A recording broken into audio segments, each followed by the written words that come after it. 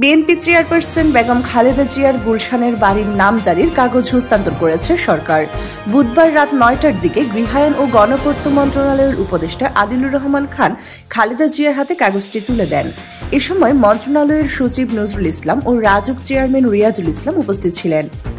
খালেদা জিয়ার একান্ত সচিব এবিএম আব্দুস সাত্তার জানান, উপদেষ্টা ও অন্যান্য কর্মকর্তারা প্রায় আধা ঘণ্টা সেখানে অবস্থান করেন। এটি মূলত একটি সৌজন্য সাক্ষাৎ ছিল। তিনি আরও বলেন, উপদেষ্টা কিছু কাগজ হস্তান্তর করেছেন, তবে সেগুলো ঠিক কী ধরনের কাগজ তা নিশ্চিত নন। ১৯৮১ সালের ৩১ মে রাষ্ট্রপতি জিয়াউর রহমানের মৃত্যুর পর তার স্ত্রী খালেদা জিয়াকে গুলশানের ১.৫ বিঘা জমির উপর একটি বাড়ি বরাদ্দ দেওয়া হয়। এই বাড়িটি গুলশানের ফিরোজা নামের বাসভবনের পাশেই অবস্থিত। এছাড়া সেনানিবাস এলাকাতেও আরেকটি বাড়ি বরাদ্দ পেয়েছিলেন খালেদা জিয়া, যা পরবর্তীতে একটি আওয়ামী লীগ সরকারের আমলে বাতিল করা হয়। সরকারি সূত্রে জানা গেছে, গুলশানের বাড়িটি খালেদা জিয়ার ব্যবহারেই রয়েছে, তবে এতদিন তা তার নামে জারি করা ছিল না। বর্তমান অন্তর্বর্তী সরকার ক্ষমতা গ্রহণের পর বাড়িটি তার নামে নামজারি সম্পন্ন করে।